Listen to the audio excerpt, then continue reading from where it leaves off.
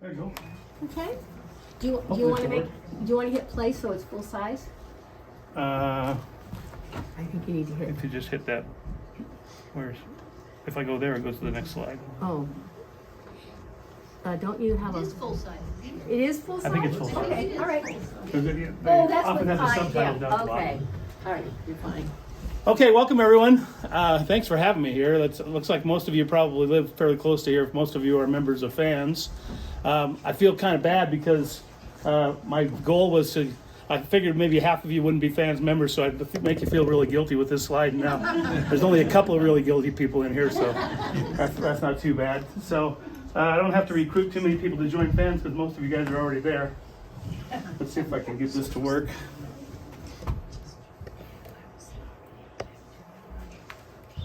I'm excited because we haven't had any technical difficulties yet, and usually I only have 5 per show, but it's working pretty well so far.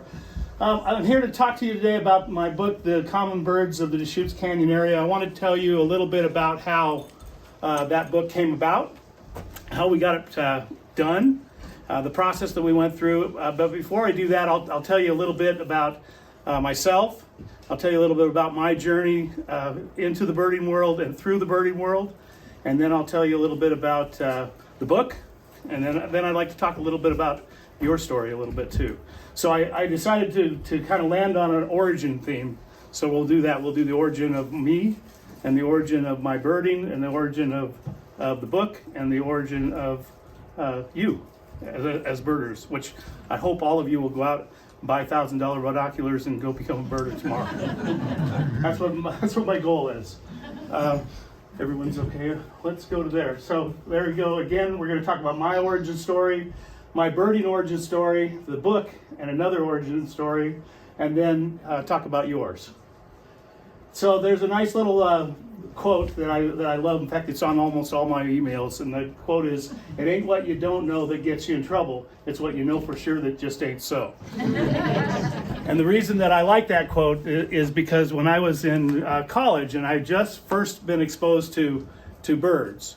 I grew up in the country, so I had been exposed to birds my whole life, but I was exposed to birds from a conservation standpoint or environmental standpoint.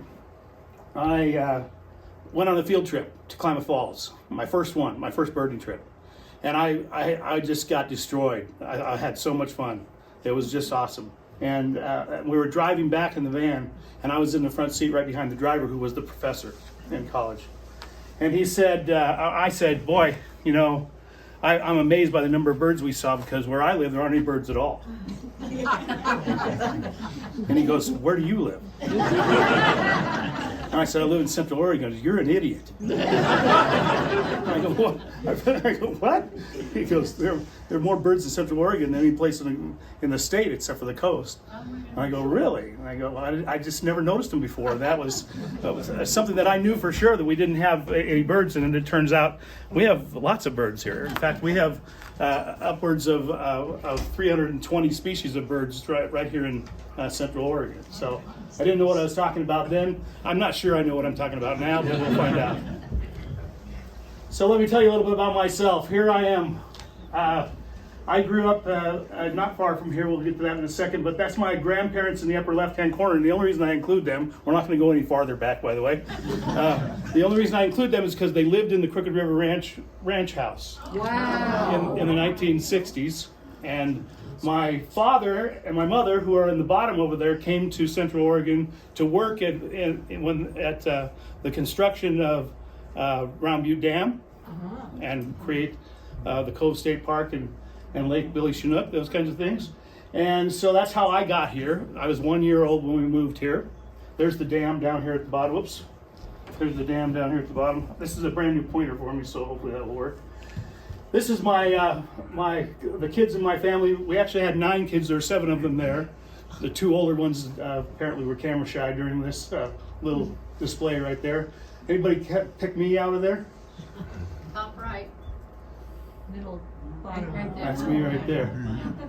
So we had a whole passel of us, and we all grew up in a little town of Culver, just down the road. So here's Culver today, and aerial view of Culver today. And so this region right over here is new as of 1970 anyway, it's new. And so when I was growing up in the early 70s, that place did not exist. 1980, I guess. That place did not exist. So I grew up over on this side over here. So we can, come on, we can ignore that part right there. That was just a couple of wheat fields when I went to school there. So my town consisted of 8 blocks this way and 7 blocks this way. A little tiny place. The school is right here. And if you look at, sorry. That little red star right there, hopefully you guys in the back can see that little red star. That's where my house was. So every day our parents would leave to go to work, and we would leave to go play at the school, and we were there until dark, and then parents would yell at us and we would come in, and that was our day. Many of you had childhoods like that. Unfortunately, I don't think many do today, but it was sure a lot of fun for us growing up in a little community like that. So we had neighbors that had 7 kids and we had 9. There's 2 baseball teams right there. We were good. We had something to do every day. In junior high, I began to grow a little bit. That's me, number 4, right in the middle. And so I was thinking, boy, I'm going to be the big kid on campus. It's going to be great. I was 5'4" in the 8th grade right there. This is the 8th grade, not 7th grade. In the 8th grade, and I stopped. I'm still 5'4". So I was king of the basketball team there, but then I decided basketball wasn't my sport after that. So in high school, I played baseball, played football, and we had a pretty good football team. We lost 1 game in the 4 years of high school. We lost the last game of my freshman year, and we won every game for 3 years in a row. We won 3 state championships, and so we had quite the football team, so that was pretty good. That's my buddy Brett Urback. He still lives in Culver. He's a great guy. And then I was on the wrestling team as well, and I was a state champion in 1977. That was more than 15 years ago. 1977. So I had a pretty idyllic childhood. The other thing that I want to point out is, before I get too far here, is go back to maybe that. No, never mind. Anyway, I had a picture of myself there in the first slide in the 4th grade, and it was in the 4th grade when I started to write. And I started doing these little stories, and it was just me, writing for me. My teachers started noticing a little bit, and they started taking note, and they started encouraging me. And by the time I got into junior high,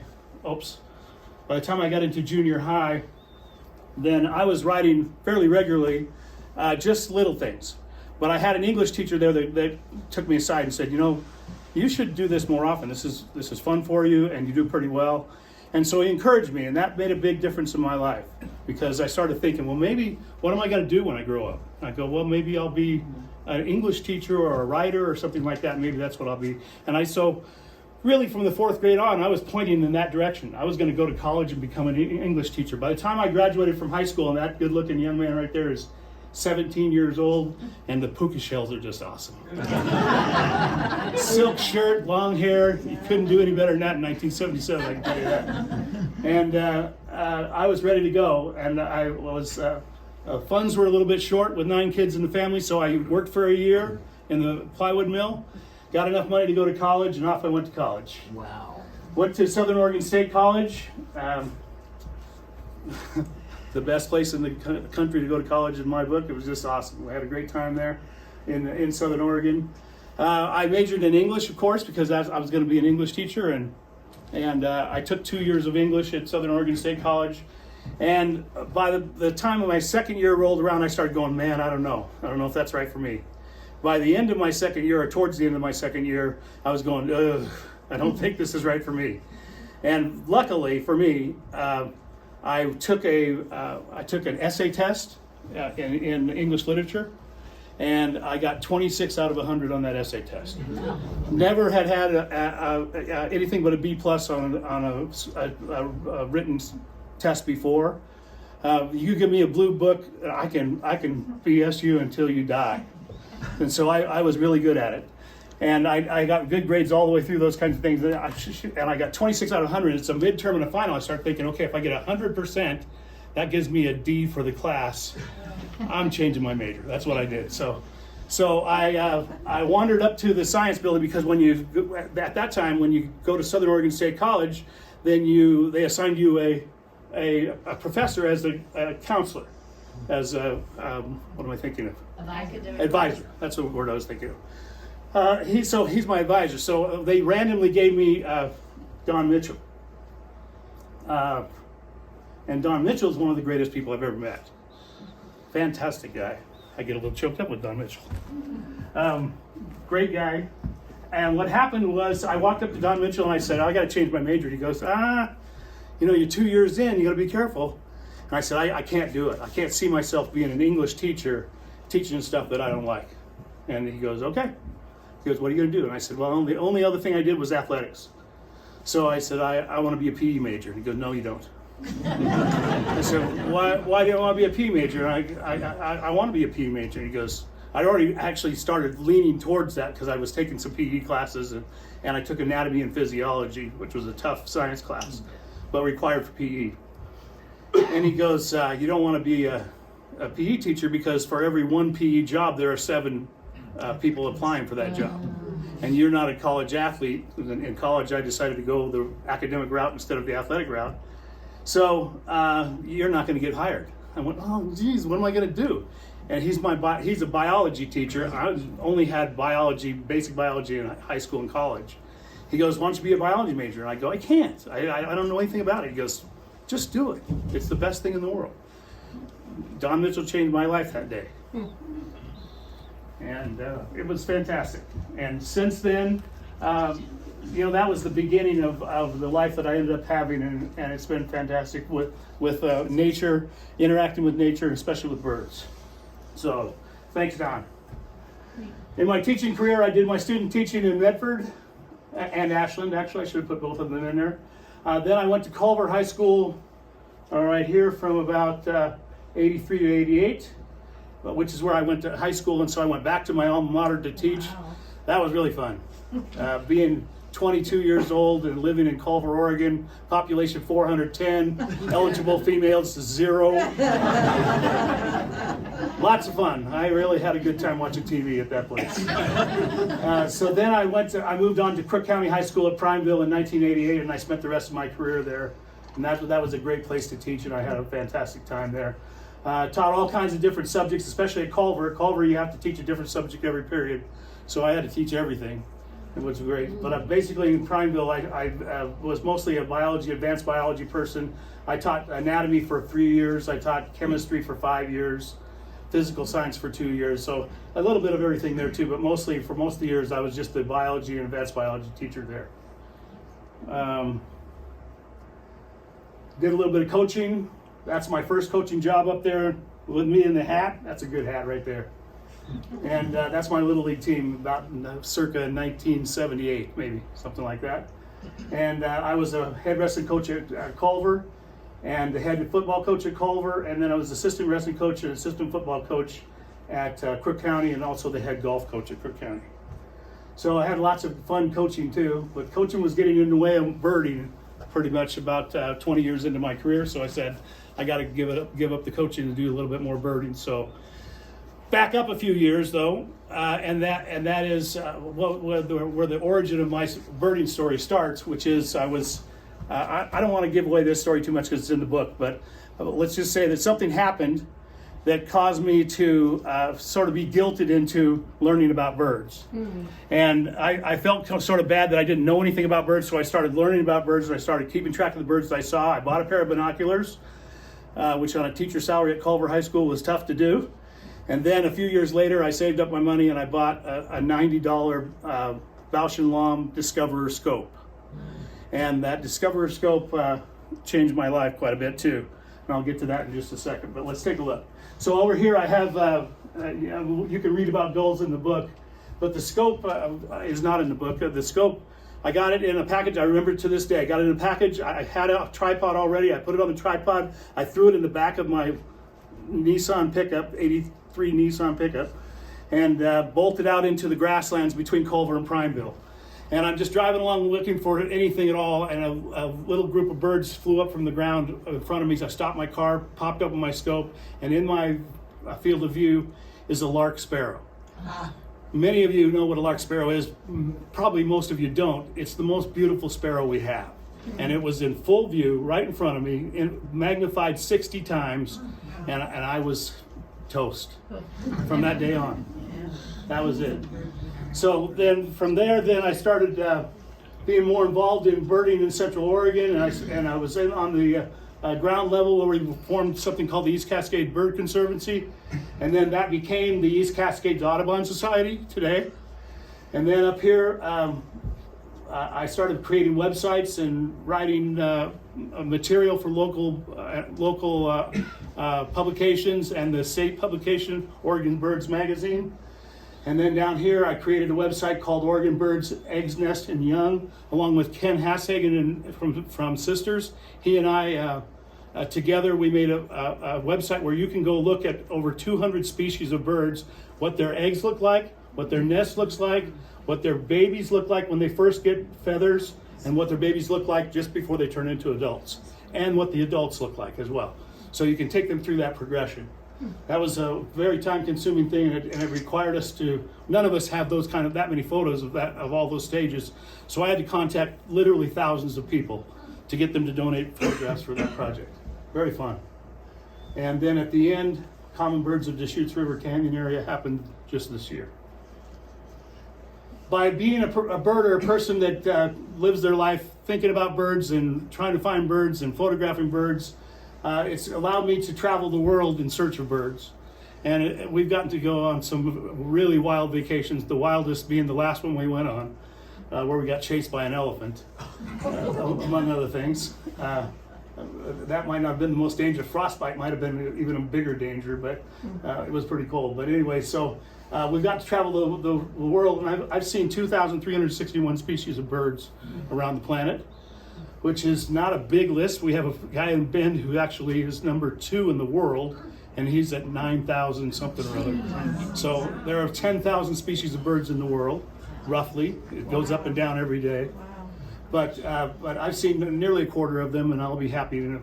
Now Maryland's in a different league. She's right there. Yeah, Maryland has traveled much more than I have, and that actually created a little bit of problem with the book, which I'll get to in a second. But wait, she has over 5,000 birds. You have 5,000 birds on your list? 5,300. See, I wouldn't even put my number up there if I'd have known that. I knew you had the families, but I didn't know if you had that many individuals. But so Maryland's seen over half of the birds in the world. That's an incredible feat. Incredible feat. So we've got to travel around the world. This is the Caribbean. This is a purple-throated carib. This is Africa. That's a hoopoe.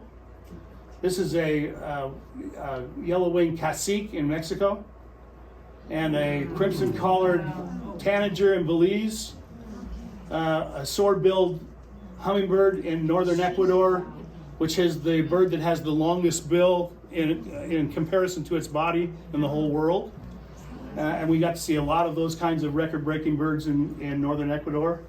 We went to southern Ecuador just this last November, and we got to see this jacamar with a bumblebee in his mouth right there. And then this is Honduras a few years ago, where we had a turquoise-browed motmot and a painted stork in India. India was our last trip. We just got back in December. We went the end of November and beginning of December. So I've gotten to travel all over, and I forgot Thailand. Thailand was maybe the best one of all of them. My favorite was Thailand, and then my other favorite was Africa, and then my other favorite was Ecuador. So I have a lot of favorites. Belize is a really good one too. But anyway. But I don't want to give you the impression that you have to travel around the world to see wonderful birds, because we have fantastic birds right here in the state of Oregon. My Oregon state list is 431. I said earlier that we had about 300 and some species here in Central Oregon, but statewide we have about 525-ish. Right in there, I didn't look up the exact number, but it's a little over 500, and there is one person in the state that's seen over 500 species, which is pretty wild. I do hold the record for Cook County and Jefferson County, and so if you see any rare birds in either one of those things, give me a call. I'd love to see them for sure. So some of the local birds that are just as beautiful as those guys that you can find in Ecuador. This is the Lasley bunting that you have right here in the canyon in the summertime. That picture's taken in this Redmond in a place called Fireman's Pond, which is a great place to go look for waterfowl. It's right in downtown, not downtown Redmond, but just a little, about one block or one section east of Walgreens, if you know where Walgreens is in Redmond. Yeah. It's out there on a little place called Fireman's Pond. It's out kind of by the VFW out there anyway. And this is a bird landing on a telephone pole at the Redmond Sewage Treatment Facility out on Northwest Way in Redmond. If you don't know, Redmond's going to copy Prineville and making a new wetlands out of that whole complex out there. It's been off limits to the public for most of the public anyway, but they're going to open it up to the public. It's going to be a trail system with probably 7 or 8 miles of trail, and about, I don't know how many yet. I haven't seen the final plans, but maybe a dozen different ponds and different depths of the ponds and different vegetation in the ponds. It's going to be a fantastic place for the public. Going to have a big parking area. It's going to be great. But that was just right there, just a bird a bald eagle just about to land on a post right above me. This is at the same ponds actually on the same day. So we get some fantastic birds, and then we get some odd birds here too that are not necessarily beautiful, but just odd. This is a snipe. And most people think snipe are a joke, but they're the real thing. There are many snipe around the planet actually. This is the American snipe, but there are snipe all over the place. Not American snipe, what am I thinking? I'm drawing a blank. Wilson snipe, right? Yeah, Wilson snipe. And it is the American snipe, but it's called Wilson snipe. But that's a bird that actually does exist. Then there are some birds that are just rare. This is at my house. I was sitting out on the front porch doing something, I think filling the bird feeders or something. I looked up, and this is an acorn woodpecker that had never been seen in Cook County ever. He was 10 feet away from me. And so I started calling my friends, and a few people got to see it before it flew off. But so we get rare birds here every once in a while. We just get beautiful birds. This is if you look at field guides, there are books to tell you how to find birds in nature. Many of them that feature the western birds feature this bird. This is the western tanager, because it's black and yellow and white and red and gorgeous. And this is kind of a worn bird right here, but it can be even brighter than that.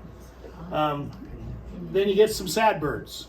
This is the Pinyon Jay, and the Pinyon Jay is actually featured twice in my book, because Pinyon Jay has a nice, important place in my heart, because we used to get Pinyon Jays at my house all the time. And they're big jays, and most of us get used to, and some of you have Pinyon Jays because this is a place where you have them on the ranch. But they're different from most of the other jays. If you have a scrub jay, which is another common jay that we get here that's blue, they'll come in 1 or 2 or 4 or 5 at a time. Pinyon jays come in at 100 at a time, and they make all kinds of noise. And like we used to, that was our get up sign every morning. Back in the day when the Pinyon Jays would come at daylight, you had to get up because they made so much noise. And it was just fantastic. But their population is on a steep decline like this. And if we don't do something, if we don't find a reason and we don't find a solution, then we're going to lose them because they just can't handle that kind of decline. But it's in the book. All right, so then the third part of my presentation, then we're going to talk about the book and how that came about. So probably a good half of you know that, before I get to that, sometimes life drops blessings in your lap without lifting a finger. I was just minding my own business. I was just sitting at my computer, kind of just doing something, probably records or labeling some pictures or something, and I get a phone call. And most of you know Marilyn. So if you're around Marilyn very often, what you realize is that this really nice lady comes in and she's really nice and everything. When she leaves, your world's kind of going like this, because she's a bundle of energy and she's gonna get you, and she got me. So she said, let's write a book, and I said, I don't know, I've never written a book before, so I don't know if I can do it. And she goes, oh, you can do it. It'll be great, and it'll be fun, and you're the guy for it and everything. So she buttered my bread enough to where I said, okay, I'll do it. And that was that. So that phone call started the whole process. And what I did then was I went, well, I know that I have Microsoft Publisher and it has a little booklet kind of a template. So I went on to Microsoft Publisher and I plunked in one of my bluebird pictures over there, plunked in one of my hummingbird pictures over on the right, and made up a fake table of contents. I'm just trying to figure out how am I going to write this book. And so I spent a little bit of time figuring this out, and then I thought, well, I'll go ahead and I'll create some text, and I'll create some pictures, and I'll create a map of the area. So I spent a whole day pretty much kind of putting this whole thing together, and so then I was all proud of myself, and I sent to Marilyn. Marilyn goes, no. No, this is part of a series of 3 books. They have to be the same format. And I went, and she told me that before, the original, but I don't have any brains. But so I wasted that day, but then we got on track, and so we kind of settled on this is the common format that we have in the other 2 books on native plants and weeds. And so we figured ours would look a little bit like this. The cover would look like that, and the first page, and then we have to fill in the rest. The rest was blank. So I went back to my Microsoft Publisher, and I thought, well, it's the same dimensions. I'll just write the book on that program and transfer it over. So that's what I did. And the next step we did then was we have to choose the birds. And which birds are we going to use? And so I look at the title. The title is The Birds of the Crooked River. Sorry, Crooked River. That's my river, sorry. The common birds of the Deschutes River Canyon Area. Okay, so who lives in the Deschutes River Canyon area? So I thought, well, I'll just go through my list of birds that are in Central Oregon, and we'll pick out the ones that live there. So I would say, okay, I'd come to a bird like maybe the American widgeon, and I'd ask myself 2 questions. Is it common? Because we're the common birds. And is it found here regularly? And so I go, is it common? Yes. And I'm sorry, is it, anyway, is it common? We'll go with that. And can you find it pretty easily? And the answer is yes, you can. So I said, okay, well, widgeon's in the book. You go like that. Then I get a place like this, and I go, well, is it found in the area? That's the other one. Is it found in the area? Yes, this bird is found in the area. In fact, this was at Sue Holt's house. Sue, raise your hand. Sue's in the back. So Sue, where do you live? Hummingbird, Hummingbird, which is out that way, right? up that way, yeah. Yeah, up on top. And anyway, so Sue had this bird at her house. This bird does exist in Central Oregon, but it's very rare. This is the eastern bluebird or blue jay, and we just don't get one. We haven't had one at all this year in Central Oregon so far, and so it doesn't happen very. So when we get to a bird like that, yeah, it's here, but it's not here in very good numbers, so we're not going to use that one. So I just go through the process. There's a raven. Raven's pretty common. Let's take ravens. And then there's the green-tailed towhee. Do we have them here? Yes. Are they easy to find? No. And would you find one in your yard? Nah, probably not. So let's not put it in the book. So we went through the entire list that way, and we didn't take this bird, even though it's one of my favorites. But it's just not found in decent numbers. If you go 15 miles that way into the forest, they're all over the place. But this book is not about the forest, so we didn't take that one. So we then start a little process of negotiating, arm twisting, some minor whaling, several leg wrestling matches, and I got to tell you, she's little, but she's wiry. I didn't win them all, but I got this, and that's what ended up getting me through. So we settled on a final, set in stone, unalterable magic number, and we had limitations because we knew there's a point where if you have too many pages, the cost of production is more than what you're going to make on the book, so you can't do that. So we said, okay, what's the magic number? And the magic number is 100. So we picked 100 like that, and when it's set in stone, we can't do anything at all, and then we added one more. And we added one more for 2 reasons. One, there was room. We ended up with an extra page, and then also we had one species that really needed to be in there still. So the 101 turned out to be a better number than 100. Some people, especially bird people, the order that you put the birds in the book matters. So Marilyn said, okay, let's take this list and you put them in the proper order and send them to me. Took the list, put them in the proper order, sent them to Marilyn. Marilyn sends it back, she goes, that's the wrong order.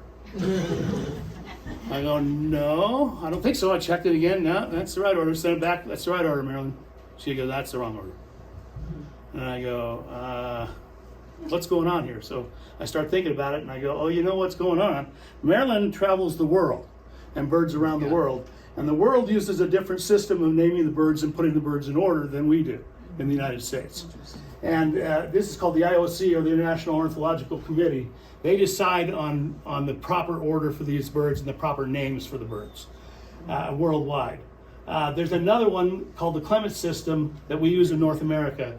And you know how Americans are. You got to be different. You got to be, even if it doesn't make any sense, like the metric system. You know, you have to do what Americans do. So anyway, so we're a little bit different that way. But most of the North American field guides follow the Clement system. Once we got that figured out, we were talking about two different things. Then we got on board and said, let's use Clements, and that will be what most people do in North America. So we did that. Then our order was set. So now we have the number of birds we're going to get, the exact birds, and what order we're going to put them in the book.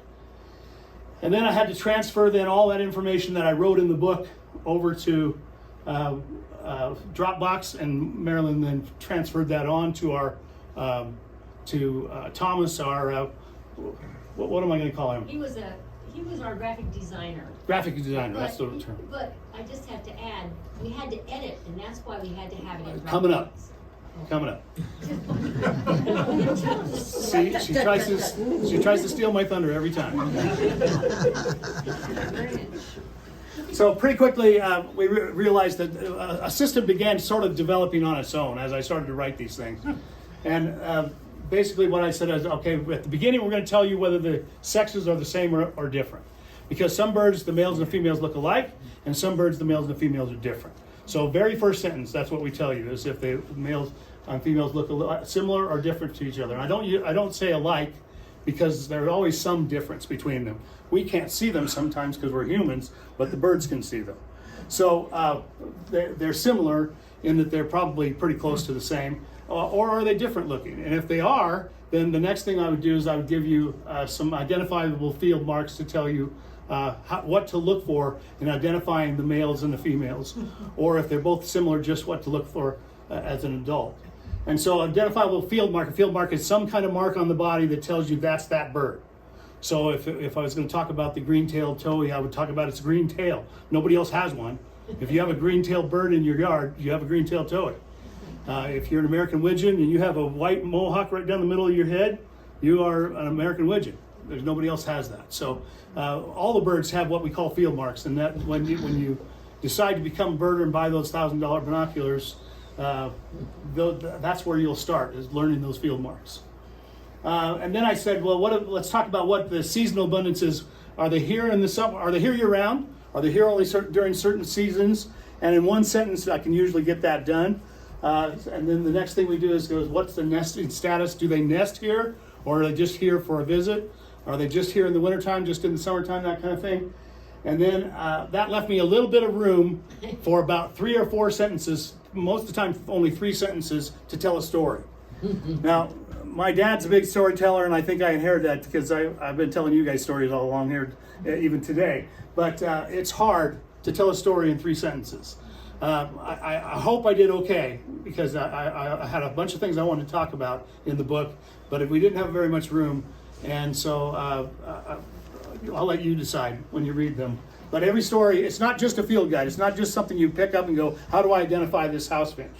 It's got a little tail in there that adds a little bit of juice to it, so you get a little bit more of your $15.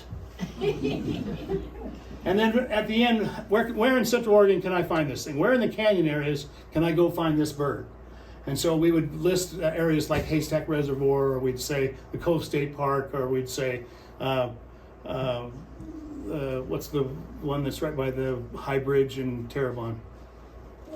Peter Ogden, Peter Ogden Park, right there. So we would tell you where to go if you wanted to find that particular bird.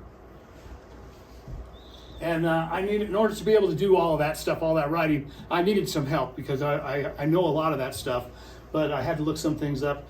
My sources were, I used a website called Birds of the World. Now this is a subscription website, costs about $20 a year.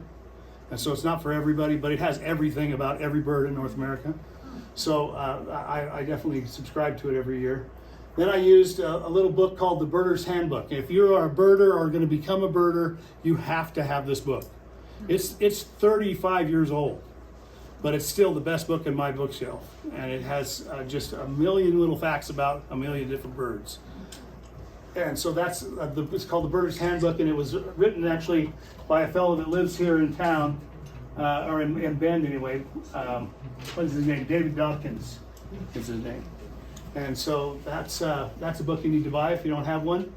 And then I used my Sibley's Field Guide, which is the guide to the birds of the United States. Didn't use that very much, but I used it a little bit. And then I used an online bird source called eBird, which is an online data collection source, so I could find out, when were the birds in a particular area at a particular time. That's a free app right there if you really want to have something to do with birds and keep track of what you're seeing. eBird is the place to go, and just download the free app, and the whole thing is free. All you have to do is register, and you're collecting data that you turn into a worldwide database, and this has caused citizen science to explode over the entire planet. Now we know way, way, way more than we used to know about birds, because we have people that are in real time saying that bird was found right here on this date at this time of day in this habitat, if you want to put in that much detail. And before, what we had to do was go out and send scientists, not very many of them either, into the field, and they would go, okay, I found a Lasley bunting in this habitat. They must exist in this habitat everywhere. So they would make maps, and you go, oh, how do they know? Well, they don't. Now we do, and we're starting to anyway. And this has been this is more than 10 years old now. Wow. So we're starting to get just real live information from just regular people. And the whole thing is vetted, by the way, just so you don't have people going crazy on you. But it's highly controlled. It's been a wonderful thing, and it's all run by Cornell Labs. They have a website that's called All About Birds. It really is all about birds. And so if you want help and you don't want to buy a field guide, All About Birds is a great place to go. It's a free website. You just Google search All About Birds. It'll take you right there. If you search any bird on the web, Google any bird on the web, then the first choice will almost always be All About the Birds. And it's great. It tells you about their lives, about what they eat, where they nest, how to attract them, any weird stuff about them, that kind of stuff. So it was perfect for me as a source for this book. And there's that word right there. Now, the reality is most of it came from my little brain, because my little brain doesn't operate very well until I start working on birds, and then I do pretty well. Mrs. Gates will tell you, when it comes to washing dishes or picking up after myself, that brain even gets a little tinier than that. But when it comes to doing something that's associated with birds, then I do pretty well. We also wanted to add, in addition to the little stories that we did, we said let's put in a few big stories, like full-page stories. Now we're talking about a small book, so a full-page story is still not that much room. But I ended up picking 11 different topics that I wanted to talk about that I thought were important, that people probably don't know, that I think that people should know, especially if they're interested in birds. And those 11 topics are listed here, and I'm not going to talk very much about them because I don't want to ruin it, because there are some people in here that haven't read the book yet. But the first one is Divers and Dabblers. It talks about the different strategies for getting food with the ducks. The last one of the book is called Extinctions, and we'll talk about extinctions that happened in North America with birds. Then, remember the old Kenny Rogers song? No. See what condition my condition was in? I think it was like the 5th edition's first hit, maybe. Some of you are too young. Not a lot of you, but some of you are too young. So we talk about who's in trouble, or who's thriving, who's doing well, as far as bird goes. So the first thing that happens is that anyone that buys my book, they email me and they go, "Oh, the weird sex thing was bizarre." Not bizarre. The title is bizarre. The rest of it is all about how unusual it is for birds how they reproduce and how unusual it can be compared to mammals. So it's not as bad as it says. In fact, the first sentence says, "Sorry about the title. I just want to get your attention." And I just got your attention. And then we talk about precocial birds versus altricial birds, and I'll let you figure out what that means. Feral wild birds, which is sort of a double entendre kind of thing. It's feral and wild are almost the same thing, but I talk about the difference between those things and how that affects our local bird populations. I will offend some of you with that article right there, because I'm going to tell you you're feeding your birds wrong if you feed birds. Likely you're doing it a little bit wrong. I know, because you're not doing it my way. Birds as parasites? I don't know. How does that work? We'll see. And to migrate or not to migrate? Why do the birds migrate? Where do they migrate? How do they migrate? Where do they know? How do they know where to go? That kind of stuff. I don't, like I said, I don't want to give away too much, so I'll let you do this. And then it turns out that you can learn almost everything you need to know about a bird by looking at its feet and looking at its beak. And I explained to you how to do that. My original plan on this one was I photoshopped out the beaks and the feet off the birds, and it looked so morbid that Marilyn said, no. People are going to ask for their money back.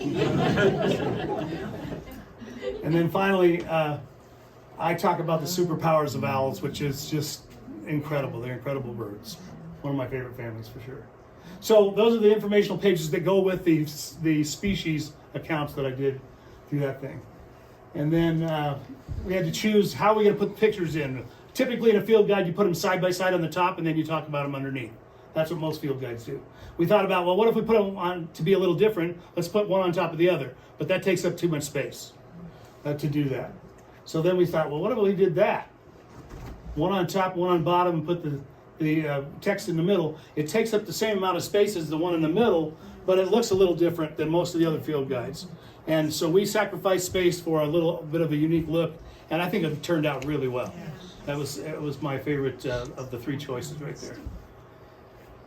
And then not only before we chose which species we used, then I had to go in and look at all of my photos and go, okay, we have to include a juvenile bald eagle.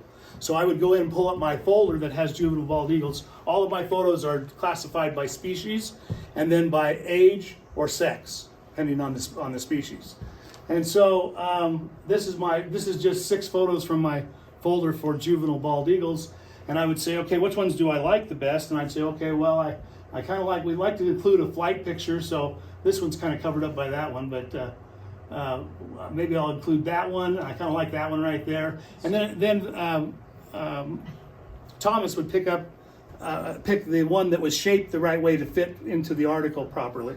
And then in the end, he was the one that chose the final pictures for the book. And I give him a lot of credit for the way the book looks overall. Then the process that Marilyn was talking about, editing. And it was a total eye-opener for me, because I thought, well, I'm going to make some mistakes. I know I'm going to make mistakes. I had no idea how many mistakes I was going to make. So what you do is you read and you edit, and then I would submit, and I would submit to Marilyn. She would read and edit, and then she would submit it to Thomas, the layout person, and then he would add it to the digital form of the book anyway. And then after that would happen, then we have to do it again. We have to read it again. Well, the first time we found 50 mistakes, the second time 49 and a half mistakes, the third time 48, and it starts looking like we're never going to get done. I don't know how many times Marilyn read through, but I think I read through it 4 or 5 times as well. And by the time we were done, we were certain we had it nailed. We were wrong. There is one mistake that I know about that I'll let you see if you can find. I hope you aren't thinking about finding mistakes while you're reading the articles, because you'll be missing out on some good stuff. But there is at least one typo in there. And if you find another one, let us know, because after we sell the first 1 million copies, we're going to probably want to have another. So this is our team right here that I want to acknowledge, because that's pretty much the end of the book. That's how the book, by the time we were done editing, we submitted it, went to the printers, and that's what it turned out like this right here. Our team is Marilyn Kaiser, acted as editor, advisor, critic, contributor, and friend. These are but a few hats that Marilyn wore on this project, and she's a great person as well. So round of applause for Marilyn. think Thomas is here tonight, No. but he lives in Terrebonne. And at some point, you're going to be reading the book and you're going to be looking at it and you're going, this is beautiful. Yeah. Because it really is. And much of that beauty comes from Thomas's eye. I submitted a bunch of photographs. I would give him maybe 3 or 4 photographs of each species. He was the one that picked the best ones to make it look really nice and with the text that he has. So much of the way the book looks has to do with him. If you haven't looked at your book yet, on the very first page, when you open it, I think it's the first page. The very first page has the table of contents in blue. Probably see that. Look at that photo that's in the and how that's laid out. That's Thomas. So fantastic. Then this is me up here. I had a little bit too much to drink that day, probably. But I'm the author and the photographer. So now the template that I used for this slide had 4 places. We only had 3 people on our team, so I threw my dog on there. That's Maddie. She loves her dad, she gives good belly pets and car rides, but when he swears at the computer, oh, she doesn't like that. Sometimes she'll get into the bathtub if I'm swearing. So let's talk about you. What about your origin story? Let's say you walk out of here today and you go, that sounds like that would be really interesting to do, to start to learn the birds that we have in our area. Now you have a tool with the booklet. What else do you need?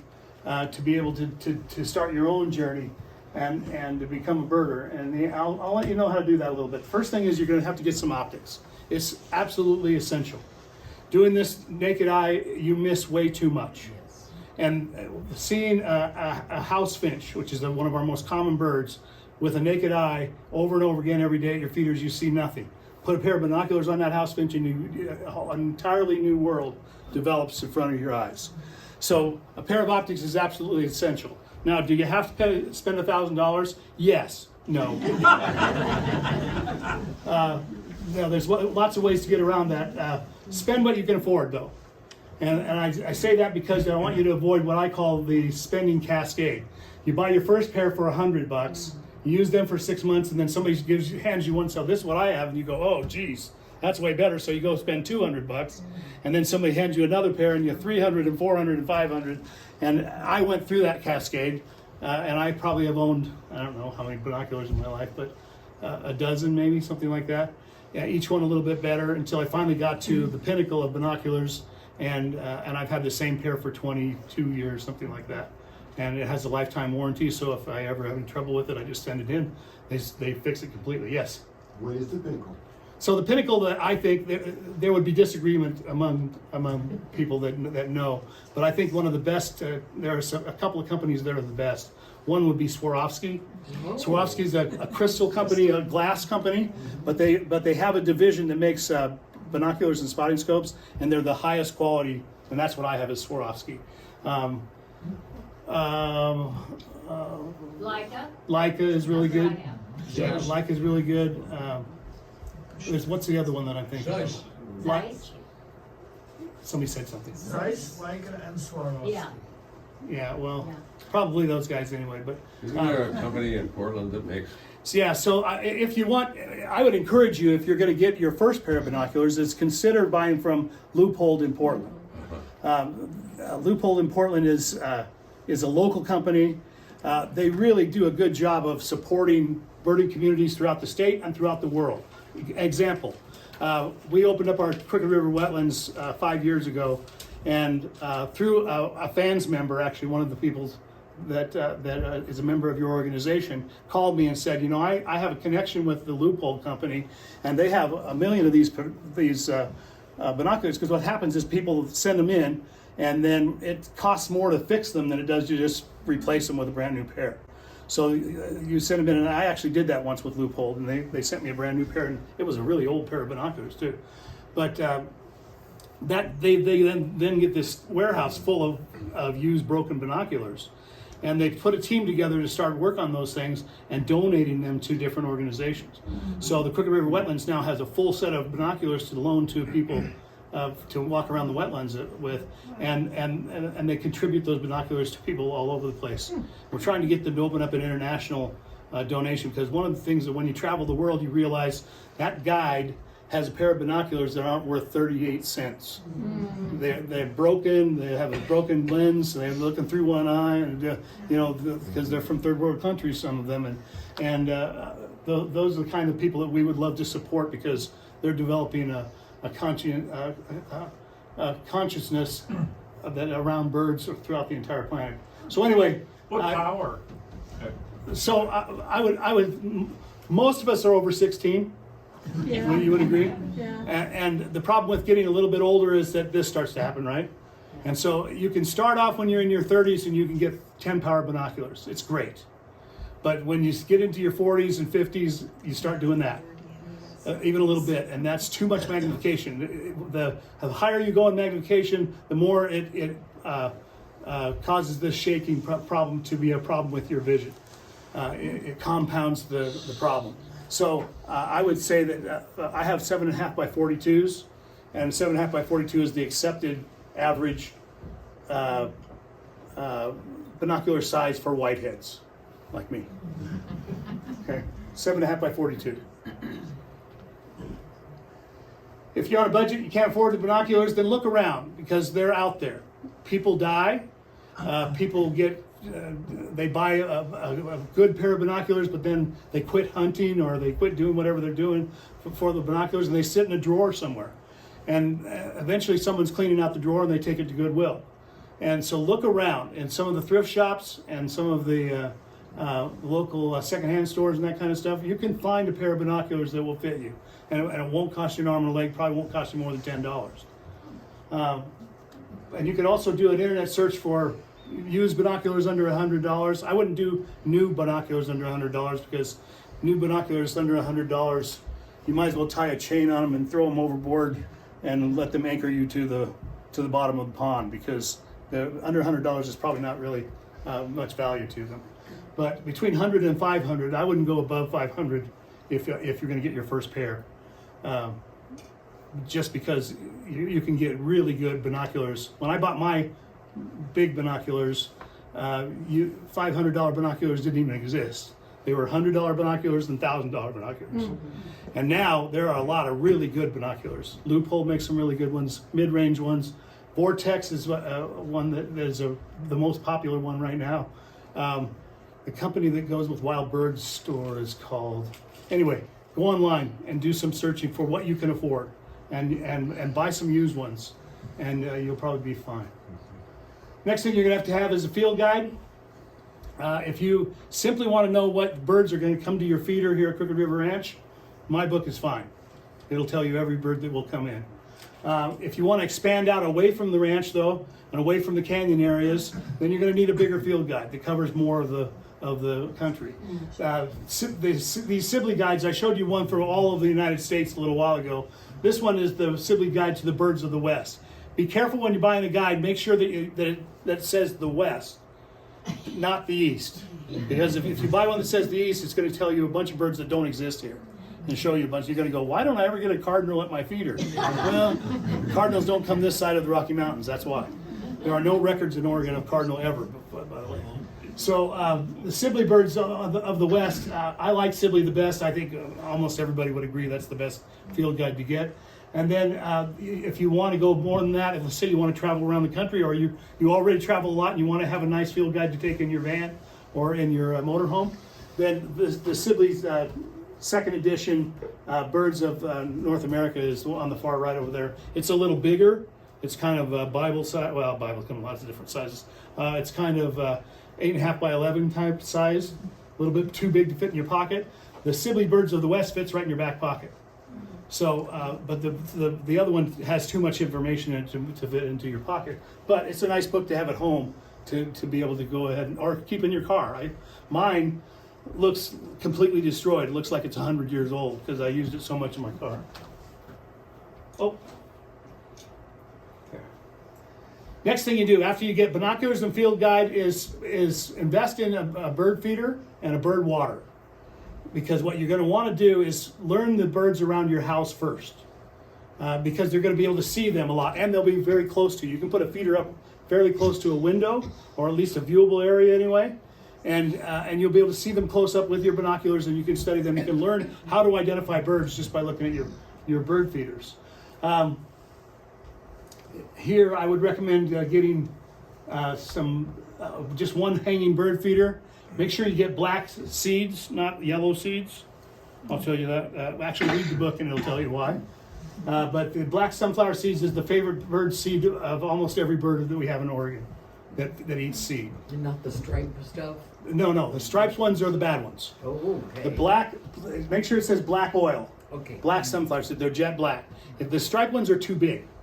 So back east, the striped ones, the cardinals have big old bills, and some of the grosbeaks have big old bills. Our little sparrows and finches can't crack those large sunflower seeds open. So get black oil sunflower seeds. If you're rich, get black oil sunflower seeds that have already been shucked. Just have the hearts, the seed hearts in them.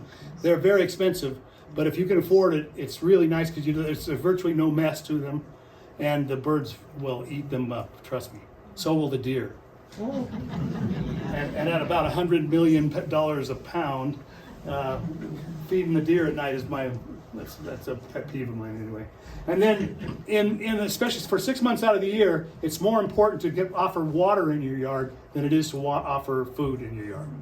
The birds can go out and get food at any time. They were here long before we were, but they have a hard time finding water. So if you want to draw birds in, put up a bird feeder, put up a bird bath for them, and keep that bird bath thawed out and available to the birds. You'll get a lot of birds in your yard.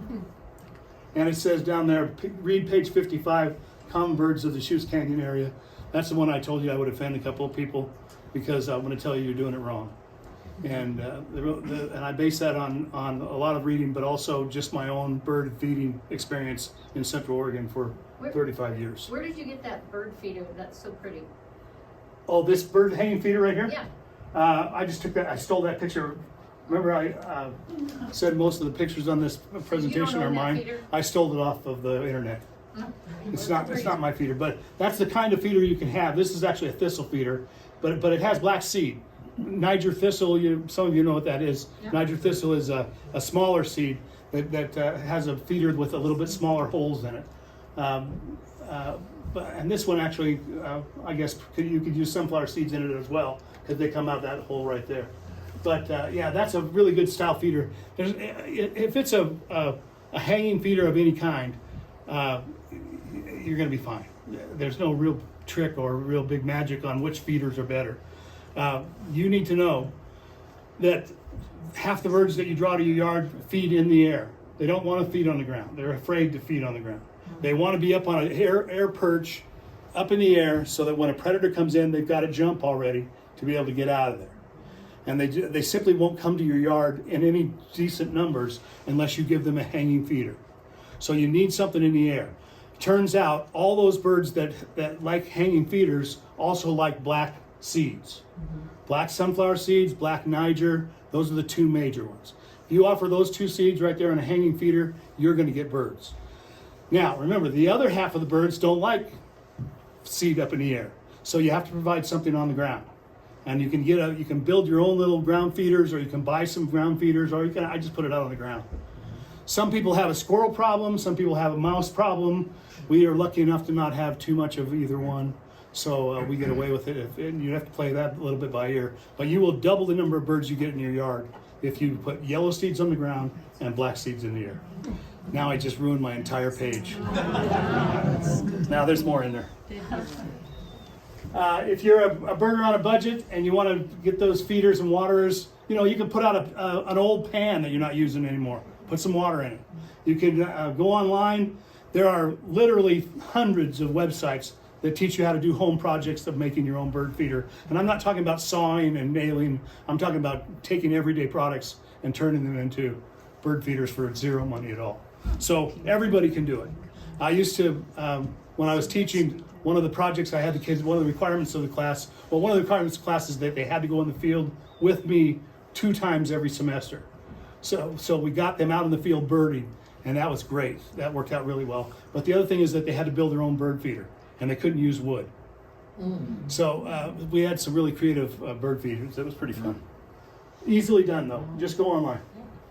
Okay, got my binoculars, got my field guide. Now what do you do? So well, as I mentioned before, you want to start learning your yard birds first and then go to the ducks. And I say the ducks on purpose because the ducks are big, so you can see them pretty easily, and they're pretty accessible because they like ponds, and there are a lot of ponds out there.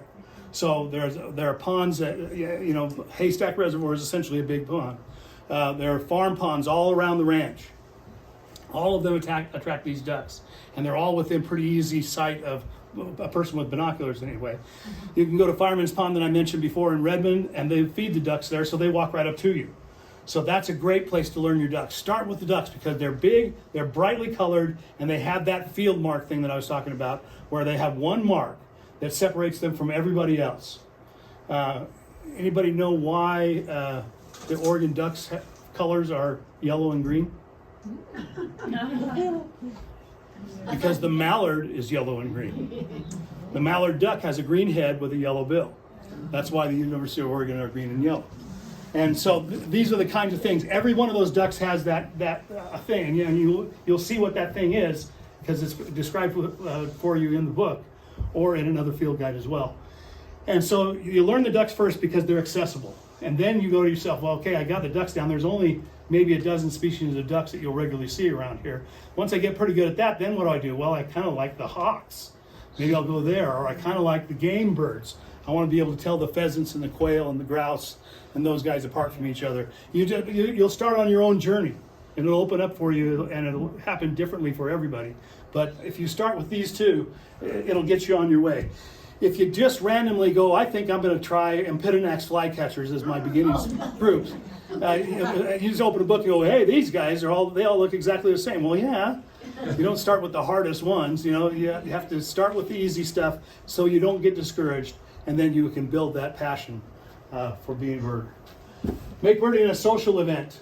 Don't do it by yourself. Try to get out of your comfort zone a little bit. There are a ton of places you can go where people have organized bird walks in Central Oregon. Happens every week somewhere in Central Oregon. We have a wetlands walk at the Prineville, at the Crooked River Wetlands. Once a month in the wintertime. We have the first Saturday of every month, which was today. We had a wetlands walk this morning. Lovely weather out there. A lot of ice, but we had a few birds out there today. And then we do it twice a month, the first and the third Saturdays of every month, later on in the year, when it warms up a little bit. Then Birders Night every second Thursday, third Thursday? Third Thursday. Every third Thursday of the month, the Bend Environmental Center has a birding program where you come in and sit like this and you listen to somebody like me tell you something cool about birds. And so that happens every month. And you can go on the East Cascade Audubon Society website and find out what the schedule is and see if the topic for that month is of interest to you. You can join the East Cascades Audubon Society, which I recommend you doing. This is a great organization to join. And if you have limited funds and you can only join one, join this one. But if you have more funds, join the East Cascades Audubon Society, because more than any other Audubon Society in the state, other than Portland, the East Cascades Audubon Society does more for birds than any other organization. They have a number of projects that are statewide. We have a winter raptor survey, which is not only statewide, it's northwest wide, and it's expanding into the entire West. We have one guy that collects all the data collected by 400 people, and they send him that data every month in the wintertime about raptors. And that's just one project out of a whole bunch of great projects that the Audubon Society does. I used to be president, so I pitch those guys all the time. ECAS, the Audubon Society also has, every Wednesday they have a field trip. You can go on their website and find out where they're going that Wednesday. The field trip leaders are fantastic because they want beginners. They're not shunning beginners. They're not making fun of beginners. They want beginners because many of us get a real joy out of showing you some of the really cool stuff that we know, or some of the really cool birds that we know, and showing you them for the first time. So Wednesday Birders is an opportunity. In the springtime, they have birding by ear. So instead of looking through binoculars and stuff, they teach you how to listen for birds, which is actually a better way to do it if you can hear. Some of us have lost, as the hair whitens, the hearing goes a little bit. Mine's gone pretty much, but But if you have good hearing, that's a really cool thing to do. Is go out. They walk. They'll still look at them through binoculars and everything. But their leader is listening the whole time, going, "Oh, do you hear this one over here? Do you hear this one over here?" And it explains to you what it is, but also what to listen for. It's a very cool experience. Every Tuesday from April to July, they do that program, and then right along with a winter raptor survey. Or participate in one of the counts that they have. There's all kinds of opportunities for you to get in with other people, because what will accelerate we have to face it. We're not 20, most of us, and we're not going to have 70 years to learn the birds. We're going to have to go at an accelerated pace. And the only way you can do that is to join other people and have them show you how to do it. So you can really have a pretty steep transfer through a steep learning curve very quickly if you have other people help you. So I encourage you to be social and join up with some people. You can join the Prineville Bird Club by just sending me an email. And the Prineville Bird Club meets the second Thursday of every month. And we do the same thing. I give a program, a speech just like this one, lasts about an hour. I don't know where we are now. I'm keeping track, but is it 2 hours? I hope not. No. But anyway, so and then the other thing, you can join the Bird Club. You can join Fans and get announcements. Fans does field trips. We have a field trip coming up. Marilyn, do you remember what is it 4th of April? It's April 27th. Oh, there it is right there, yeah. And this is only for you guys. In other words, we're gonna have a sign-up sheet, so that people that came tonight will have an opportunity for a private tour with Chuck, and I'll probably be there too. Yeah. So we'll have a place you can just write your name down. We know who you are because you registered, but just write your name down so we know that you like to participate, and then we'll let you know and put that date on your calendar. Crooked River Wetlands are in Prineville, if you don't know, so it's a little bit of a drive over, but it's about a half hour from here. But you can go through Terrebonne and go that way, and it's a nice drive. Finally, once you do all those things, then nothing will stop you. This is me chasing a bird at Settle Lake, where we got out, and I didn't have time to put my belt on because everybody else was gone already, and I didn't want them to chase the bird off. So I started running, and my pants came off. My rain pants came off anyway, and I wasn't going to stop because I could still go pretty fast with them down like that. So somebody snapped a picture from behind that way. So nothing will stop you once you get your binoculars, you get your field guide, and you go out and start learning your yard birds and your ducks, and then you're on your way. And that's how you can form your own origin story, and that's my show.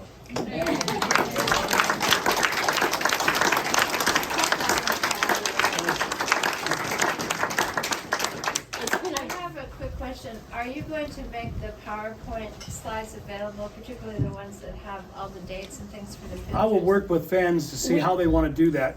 We have a recording, We and have we'll it put it on our recorded. website. Oh, it'll be on our website. We have Zoom recording. We have recordings of most of our programs there. And you can, I'm sorry, but you can also contact me through fans. And if you want to have a PDF or something of this program, so you could go back through it, slowly, or if for some reason you can't run the video or whatever, you can do that too. Well, if people are asking questions, why don't I pass this around with a pen? And if you want to go on this field trip with Chuck in April, it's April 27th.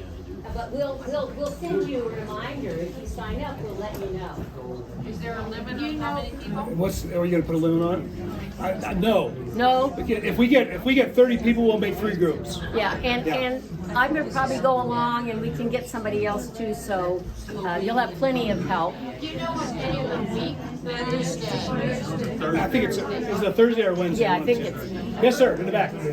You guys, keep your voices down. We're having a few questions. Yeah. So this is I'm glad this topic came up because it's something that needs to be said. Many of you have heard of the bird flu. And the bird flu is killing birds in Oregon, across the country, really. It's an annual event that happens because it attacks birds that are gregarious, that get together and are in close proximity, so the flu can spread from bird to bird to bird. the thing that most people don't know is that it's almost entirely a waterfowl disease or a corvid disease, which means like the crows and the jays, or a little bit in the hawks. Now, it doesn't mean that's the only species that can be affected. Last year in Oregon, they did not find a single passerine or perching bird that had bird flu. So what got on the internet and got around to people, and you know how the internet spreads stuff, they got on the internet was you need to quit feeding your birds because of bird flu. But the birds that come to your birds feeders don't get bird flu. Yes. And the house finches get other diseases. There are certainly disease problems. Many of you have had house finches with a big swollen eye. And that's a fungal disease that is spread the same way in close proximity. But you have to simply clean your bird feeders more often. And that'll solve that problem. But it's not the bird flu. Bird flu kills birds dead and kills lots of them. And it's a real problem with waterfowl especially. Well, in my bird bath, I had a group bath the other day with about 4 different species in there, and they were all making, a lot of water and and splashing around. But there were big ones and little ones. And that's I could scrub them out. a holiday vacation for a virus is to get birds in close proximity where they're touching each other and breathing on each other, and that's how you spread disease. Okay. But as far as bird flu goes, don't worry about bird flu unless you're now there also is a problem with chickens. Yeah. So with barnyard animals especially, that's a problem. So you have to watch for bird flu. But don't worry about your bird feeder birds, and your hummingbirds are the same. They won't get bird flu. Maybe one bird, but again, last year not a single bird was reported from the state of Oregon. What's safe to clean the bird feeders? Yeah, other people would be better at. Ask my wife. I don't clean very well. But my understanding is that a bleach solution of some You kind. can do a bleach, just a little bit of Clorox in water, that's Yeah. all. And just make sure you rinse it really good. Yeah, that's it's real simple and cheap. Yeah. I got a question on hummingbirds, feeding Yeah. them during the winter. I heard a rumor that you're not supposed to feed them during the winter. but we Another have- great question, because I'm glad we addressed this too. Repeat Hummingbirds. the question. Yeah. Yeah. Just make sure people heard the question. Oh, okay, you're right. So the question was, what about feeding hummingbirds in the wintertime? And some people have heard that you shouldn't do that because it keeps the hummingbirds here in cold weather, and then they freeze, and then it kills them by keeping. No, they're way smarter than we give them credit for. They're not going to stay if they can't survive here. They're not going to stay here. Now that said, there are hummingbirds that live here year round. Even as cold as it got, and snowy as it got a couple of days ago, there were hummingbirds coming to bird feeders all over Central Oregon. The reason is because hummingbirds originally evolved in the high Andes. They have metabolic networks in place to deal with cold weather. Essentially what they can do is they can go into hibernation on a daily basis. They have to do this anyway. A typical hummingbird, a rufous hummingbird, has to feed 5 or 6 times a day, every hour or two, in order to survive. Well, if you sleep from 9 o'clock at night till 6 o'clock in the morning, you're going to starve to death. Yeah. Unless you have a plan. And the plan for those guys is they learned it from their ancestors in the Andes. When it gets cold at night or just turns dark at night and you can't feed, then you turn into what we call torpor, which is a fancy word for hibernation, essentially. So you hibernate every single night. If it's going to get down to 10 below, then you hibernate for a week. And you wait it out. So put your hummingbird feeders out. Keep their hummingbird feed fresh. It's easy to do in the wintertime. I think you could probably get away with changing hummingbird feed every 2 weeks in the wintertime because it's cold. And you just leave it out. And eventually you'll look out one day and you'll see on a nice day like this when it's warmed up a little bit, you'll see hummingbirds at your feeder in the wintertime. Have the recent wildfires affected the migration patterns of the local birds? Yeah, but on a short-term Can basis, you yeah. repeat the question? Oh, thank you. Do that every time. The question is, have the local wildfires affected the migration patterns of birds? And the answer is, in a short-term way, sometimes yes. If birds use celestial types of clues to migrate, because many of them migrate at night, so they look up for the stars. If those are obscured by clouds or by smoke, then they have a difficult time migrating, and that can cause some problems if it's long term. Remember a couple of years ago we had, like, the whole summer was just one giant smoke bomb. And that certainly was a problem because they also depend on being able to see river valleys and other things to be able to tell them, where they're supposed to go. And more importantly, where they can come in the evening and get a little bit of food before they take the next journey on the next night, yeah. Is it true, is there any truth to the rumor that I've heard that once one bird knows something, they all know it? Yeah, no. Not even species-wise? No, I don't think there's any way to transmit knowledge. Okay. And it's a difficult thing because we think we know a lot about bird brains, but we probably don't. We think we know a lot about our dog's brain, but we probably don't. So the question is, you could ask the question, do birds know anything? Well, they don't have a frontal cortex, which is where all of our know stuff comes from. The reason I know my name is Chuck Gates is because it's stored right up here. Well, they don't even have that part of the brain. So they don't know things. They do things, but they do things in direct response to their environment, and they're wired to do this if the environment does that. So they're, your dog's the same way. Your dog, you can stake him to a pole, and he'll wrap himself around that pole, and then he's going to sit there for the rest of the day until you come home. And then tomorrow he's going to do the same thing because he doesn't have this, to solve that problem. And birds are the same way. Now, having said that, sometimes they do some things like you can't even imagine. And I don't want to give them away because some of them are in the book, but some of the things that they get away with and have figured out just by process of elimination. The ones that don't figure it out, I was thinking about this today. We had a bunch of big flocks of Canada geese. I go, well, somebody asked the question, why are they in big flocks? Why such big flocks? And the answer is because if I'm by myself and a predator gets close to me, I have a 1-to-1 chance of being killed. If I'm with 100 others or 99 others, I have a 1 in 100 chance of being killed. And so what happens is, it's not that the birds go, oh, I'm thinking, I wonder if I would have a better chance of surviving if I stuck around with some of my friends. They don't do that think process like we do. But what they do is that they're wired to do something, maybe live with other birds, a little bit closer with other birds, and they have a better chance of surviving. So they live and they pass that on to their kids. The ones that don't live in groups die, and they're gone. So it's a great question because it addresses that whole idea of what do animals know, and I will tell you right now, I think they know more than we think they do, because what we think they do is they don't know very much, but I think they do more thinking. I mean, look at your dog. Just look at his face or her face, and my dog knows a lot of words. My dog knows a lot of things does a lot of things that make me wonder if maybe she knows more than I think she knows. Maybe she can think a little bit. And that kind of thing. Maybe it's not just all instinct. I don't know. But yes, sir.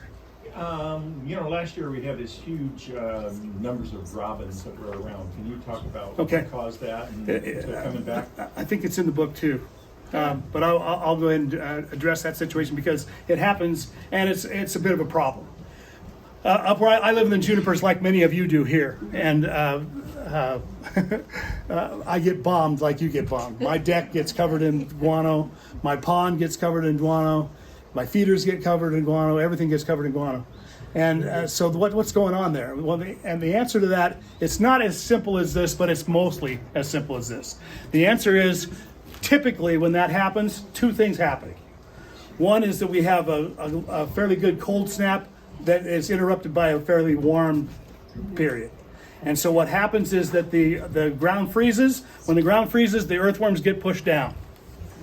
And then when the ground thaws again, especially with some rain, because the rain will percolate down through the soil, and if they stay down there, they will drown. Earthworms have to be able to breathe. So they can't stay, so they have to come to the surface. So you will get a situation where you've had a cold snap and then a warm trend with some moisture, and that brings the earthworms up. And when that's a robin's cherry pie, that's their favorite food. So that's the first thing that happens. The second thing is that there's typically during the same year when we have giant invasions, a big juniper berry crop.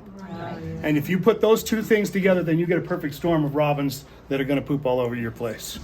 I'm going to stop the questions now, but Chuck is going to be here if you want to ask questions personally, and also if you want to buy the books, if you want Chuck to sign them. So is that all right? I would like to thank Chuck. This was a marvelous And if you have more questions that you didn't get to ask and you can't stick around, just email me. You can get my information through fans, and I love answering questions. So Thank you. Thank you. thank you for coming. I appreciate it Very much. Thank you for indulging me.